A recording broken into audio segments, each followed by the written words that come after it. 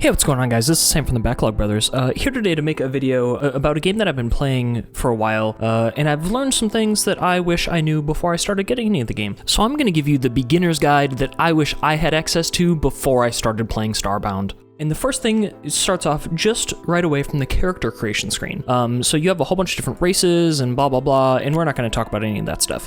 The big thing here is the difficulty level. And because of some of the stuff that we're going to talk about a bit later on in the video, I want everyone to consider starting out with casual. It's not what I did at first. It's not what I thought I should do at first, because I started out as survival, which is what I'm used to. But unfortunately, because some of the changes that Starbound has compared to things like Terraria or Minecraft or things like that, the survival mode can be very, very brutal if you aren't familiar with the game and how it works. It almost made me put the game down when I started playing it originally and things like that, so I'm still on my current playthrough in casual mode, and it's been significantly more enjoyable for me. So again, the difference is survival mode, you have to eat in order to keep your hunger bar up, and that you drop the majority of your items on death. There's some stuff that stays in your inventory, but the majority of things you'll drop on death, and you lose a higher percentage of your money when you die. When you are playing on casual, you don't need to eat. There isn't a hunger bar that you have to worry about. And additionally, you don't suffer any death penalties when you die. You still lose a little bit of money, but it drops from 30% that you lose down to 10%, as well as not dropping any items when you die, which makes a huge difference. And we're going to get into why in just a second. Okay, so once you create your character, you can go through the beginning mission if you want to. You're going to essentially end up here. You get your first quest, and you need to beam down to the planet to repair your ship. If you go into this little equipment thing right here, you can take out some stuff, a flashlight and some torches to get started with, and then you can beam down to the planet.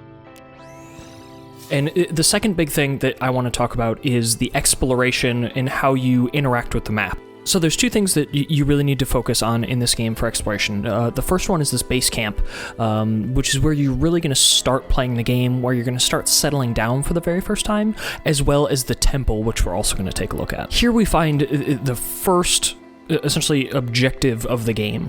This is what the quest is going to have you looking for, is this big temple. And it's going to be somewhere on the map. You don't necessarily have to worry about struggling to find it. If you just run along the surface, you're gonna run into it, and it's not gonna be a problem. It gives you a mission to collect some core fragments, and that's what you're gonna be working on right away. But that's essentially the first thing that you want to find, as well as the camp that I was discussing, and normally they're not too far apart. If I keep running, eventually we'll find one. So there's a lot of useful things here at the base camp. The first are these tents, like I had mentioned with the bedrolls and things like that before, but also there's a bunch of storage crates, pots, things like that, that are all going to be invaluable to you when starting out the game. So I'm going to pop out of here and take a look at these. Some of them are empty, but right here we find a manipulator module, which is very, very important for the beginning of the game. The manipulator modules allow you to upgrade your multi-tool thing, which allows you to do various things like mine faster, mine wider areas, all sorts of stuff like that. And then see here we have an iron ore, salves which can heal us, and some throwing weapons, which will also be very useful. If I take out my multi-tool, I can actually just break all of them, and then you just get all of those very quickly. It drops all the items, none of them are destroyed, anything like that, so it allows you to search through boxes very quickly if you're just trying to pick up everything that you can. The other thing that you're going to notice from this base camp, and then looking at the temple, is that it's kind of difficult to navigate between the two. Obviously, we're just walking around the world to try and find them, which thankfully is easier, because another part of the exploration piece is that the worlds, they wrap. I'm not exactly sure how to describe it, but it's essentially a circular map. So if you keep running in one direction, you're eventually going to come back to this base camp, which means that if I run left or right, it might take a while, but eventually I'll get to the temple, and I will also get to the base camp again. That allows you to always be able to find that objective. You're not just going to run off to one direction forever and never find it, etc., which is very beneficial, again, because you don't have a map to navigate your way. And the lack of the map is one of the reasons that I'm really for starting out in a casual mode for this game. Once we get down into the caves a little bit, realizing that you're not going to have any map, obviously you can set torches and things like that, but if you die and drop all your items, it's very, very difficult sometimes if you've been exploring new areas to find your things again. And that's one of the biggest struggles that I had when starting out the game, and I think that you should get a feel for the game before you start putting yourself at risk there. So once you've gotten a feel for the exploration down, you've gotten some use of those ropes, you found the temple and the base camp, you're going to want to chart going through the starting story. So the thing that it's telling me to do right now is to collect these core fragments, and that's something you can do pretty easily just by exploring down at the cave that's always by the base camp here. So you just have to go downwards. There's going to be some baddies and things like that you have to deal with, but it's always going to be just this exposed area that you're not going to have to mine anything for, which is really nice because as you'll notice, I'm sure, that it's not a very quick mining tool when you're starting out this game. And again, I'm just breaking all these boxes, I pick up all the stuff, it doesn't make me have to sit and mine for a long period of time. These underground areas at the start of the game are still randomized, but they still follow a pattern. The procedural generation works in your favor, so you can easily find what you need to, which is this area that we see to the left with the door. And what I'm going to do is equip some of these ranged weapons that I have, which will really make this next part easier. So we see this big guy coming in, and this is essentially the first kind of difficult enemy that you have to deal with in the game. So you could jump down there and fight him with your broken sword, which, you know, I certainly say go have fun and do. The worst that's going to happen if you're on casual is you're going to die and you're going to lose some money and respawn. But because we have these throwing daggers and these spears, I can just stay up here and whack him a bunch to try and get his health down really low before I hop down and start fighting with the sword. So I'm gonna try and see, I think I can kill him with just these. Okay, so he's dead, and then now I can do my right-click attack to get rid of most of these. And you can see that big guy dropped 20 core fragments. So that's actually enough to start the full quest that we have at the beginning of the game here. I'm going to run through and finish picking up the items that are in here, and then after that, I'm just going to build our way back out, and we can continue on with the first mission for repairing our ship finally. Okay, so now that we have walked around the world again, we have brought the 20 core fragments that we found back to this temple. So I'm gonna skip ahead a little bit, and we are going to activate this and teleport to the place that we need to go. So this location, I believe, is referred to as the Ark, which is kind of the central hub of the game. So you'll be able to use this location for shops that you'll always be able to use.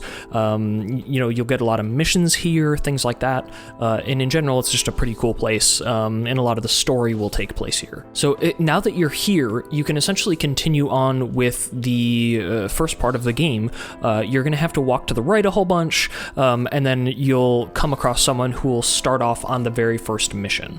But while we're here, there are some things that I want to talk about. I have some shops and things unlocked already that normally wouldn't be here the first time you come through, and that's because Starbound actually has a few things in the Ark that persist across your I don't know if I should say account or installation, whatever. I've done it on one character before to unlock some of these shops, so the rest of them are already open. Like Ursa Minor up in the corner, for instance. Normally you have to do a quest to unlock and things like that. But the one that I want to talk about has to deal with your movement abilities.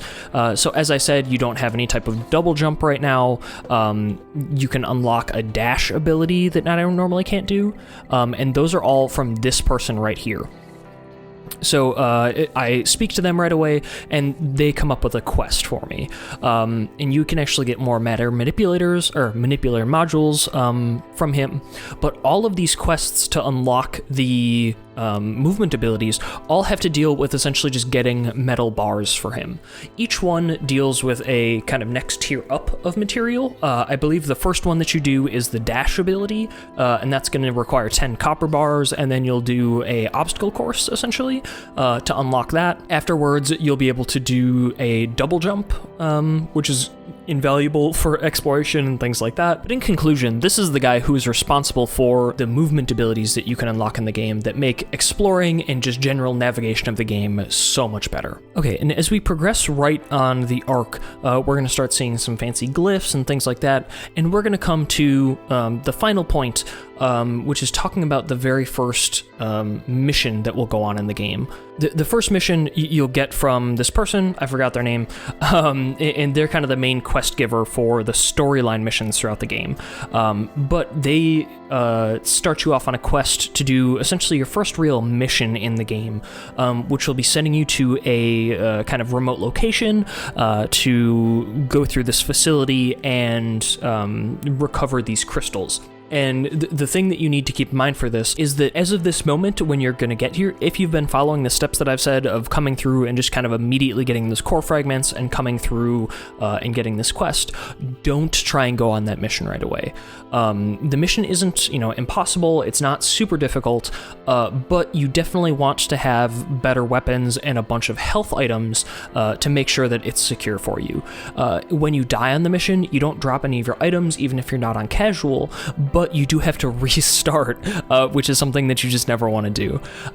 So if you go back to your starting planet and you just walk around on the surface, you're going to come across a bunch of different chests. You're going to find various weapons, things like that. If you're lucky, you'll find a gun, which will be really helpful, but at the very least, you'll get a better melee weapon, which is going to be very, very important. Once you explore around, potentially do some digging and make any armor if you want to, then you can actually go back and try and attempt that mission.